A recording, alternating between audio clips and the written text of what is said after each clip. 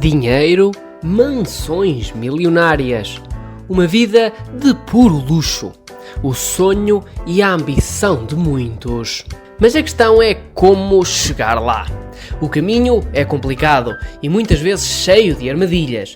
Todos nós já ouvimos falar dos esquemas em pirâmide e dos esquemas Ponzi.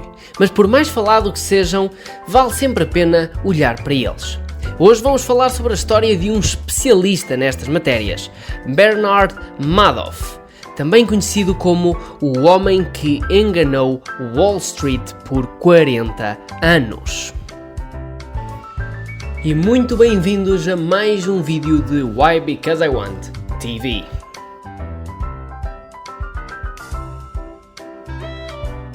Investir com Bernard parecia uma aposta segura.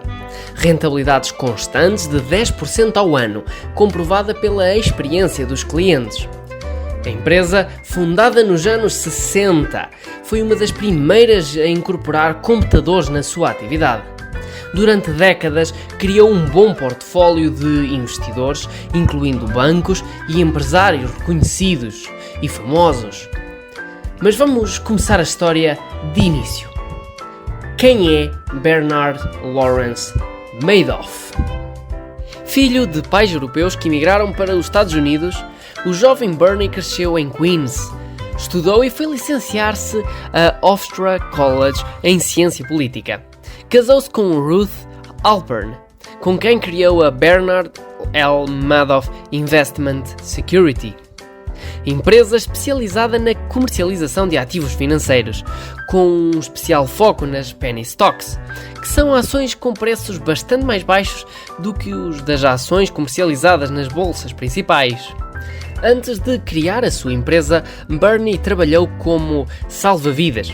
Teve um negócio de instalação de expressores de rega. E foi com o dinheiro que juntou desses trabalhos e com um empréstimo que os seus sogros lhe deram que ia iniciar a sua vida em Wall Street. Dedicou-se integralmente aos negócios. Foi construindo uma rede de contactos em Nova York e na Flórida. Teve a ajuda do sogro, um contabilista reformado, que impulsionou a empresa nos primeiros anos. A empresa foi crescendo e começou a atrair investidores maiores, cada vez maiores, mesmo estrelas de cinema como Steven Spielberg e o ator Kevin Bacon. Os anos passaram e a Madoff Investments crescia e reportava retornos confiáveis e constantes. Com o sucesso da sua empresa, Madoff empregou uma boa parte da sua família. No final da década de 80, a empresa já tinha passado de 5% do volume de negócios de todo Wall Street e o reconhecimento de Bernie só aumentava, conseguindo mesmo ser escolhido para presidir a Nasdaq, Bolsa de Valores americana, onde se manteve durante 3 anos. A vida corria bem ao mestre das negociações e o mercado ficava perplexo por não conseguir desvendar o mistério por trás dos resultados da Madoff Investments. A queda de Bernard Madoff. Em 2008, vinha o maior desafio da carreira de Bernie, a grande crise económica. De repente, os investidores começaram a retirar-se e sem novos investidores, a Madoff Investments deixou de poder pagar as rentabilidades que prometia. O negócio de sonho de tantas décadas mostrou a sua verdadeira natureza. Um enorme esquema Ponzi. O esquema Ponzi foi assim apelidado, pois o seu criador foi Charles Ponzi. O esquema consiste em que uma pessoa ou entidade receba o dinheiro dos novos investidores. Seguidamente, este dinheiro vai ser usado para pagar aos investidores antigos, existindo assim uma necessidade absoluta da entrada de novos investidores no negócio, pois são estes investidores que vão trazer o dinheiro para a manutenção dos altos retornos da empresa, e daí manter a confiança na mesma. Por sua vez, vai-se atrair novos investidores. Vale ressaltar que um esquema Ponzi não é um esquema de pirâmide, mas de facto são esquemas com algumas semelhanças e com um problema em comum.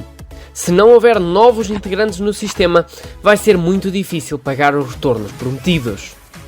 Foi isso que aconteceu com a Madoff Investments. Com a crise, muitos clientes começaram a pedir para retirar os seus investimentos. Os novos investidores eram escassos e a liquidez da empresa rapidamente se acabava. Na altura, no total, os investidores da Madoff pediram para levantar perto de 7 mil milhões de dólares, que já tinham lá sido investidos. Mas Bernie tinha apenas 30 milhões de dólares nas contas da empresa. Quando Bernie percebeu que não havia maneira de sair daquela situação, confessou aos 2 filhos o esquema. Mark e Andrew, que trabalhavam na empresa do pai, depois de saberem o esquema, procuraram um advogado. O advogado aconselhou-os a denunciar o pai às autoridades em troca de algum acordo que lhes diminuísse a pena. E assim fizeram. O pai foi preso no dia seguinte à confissão dos filhos, no seu apartamento em Manhattan. A Bernard L. Madoff Investments era responsável pelo maior esquema Ponzi do mundo. Com a investigação foi descoberto, a partir das confissões de Bernie, que as irregularidades começaram nos anos 90, quando os funcionários iniciaram a falsificação dos extratos das contas, de modo a parecer que alguns investidores estavam a ter retornos superiores aos que, na verdade, estavam a ter. Frank Di Pascali, diretor financeiro da empresa, disse, em 2009, que os papéis que detalhavam as negociações eram todos falsos. Pelo que soube, Bernie orientava os funcionários a imprimir os extratos falsos, após saírem da impressora, pô-los no frigorífico para arrefecerem e logo após amassá-los para parecerem antigos. Só depois era tudo entregue ao auditor. Bernie vivia em Nova York com a sua família e viviam todos muito bem. No seu património figurava um belo apartamento em Manhattan de 7 milhões de dólares. Uma casa de 11 milhões em Palm Beach, na Flórida, entre outras propriedades. Além de serem vistos frequentemente a andar de iate e de jato particular.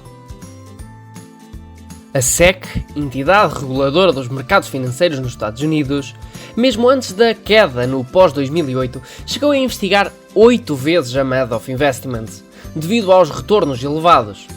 Mas os métodos de Bernie conseguiram enganar a SEC todas as vezes. Um especialista em mercados financeiros, Harry Markopolos, ainda avisou a SEC que a empresa de Bernie estava a gerir um enorme esquema de Ponzi, ao reparar que seria impossível chegar àqueles retornos. Chegou mesmo a submeter evidências escritas à entidade reguladora 5 vezes, mas não obteve sucesso. Segundo Bernie, os bancos que eram seus clientes negociavam com a sua empresa de consultadoria de investimentos, preferindo manter-se na ignorância sobre como o dinheiro ia ser investido. E dessa forma, era a consultora que investia o dinheiro dos bancos na Madoff Investments. O fim de Bernie Lawrence Madoff.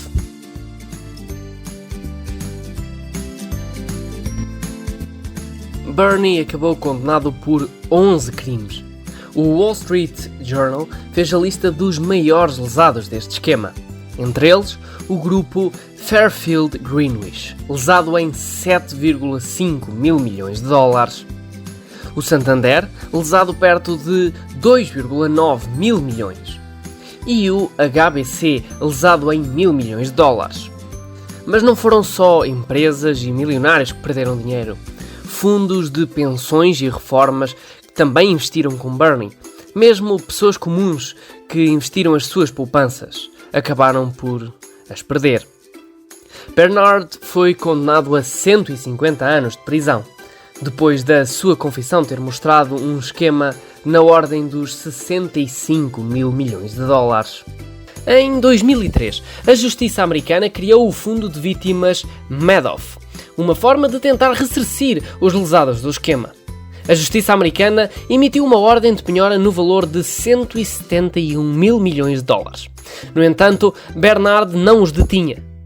Acabou por perder todo o seu património, casas, iates, contas e investimentos, incluindo 80 milhões de dólares de investimentos que a sua esposa alegou serem dela. A justiça acabou por deixá-la com somente 2 milhões e meio de dólares.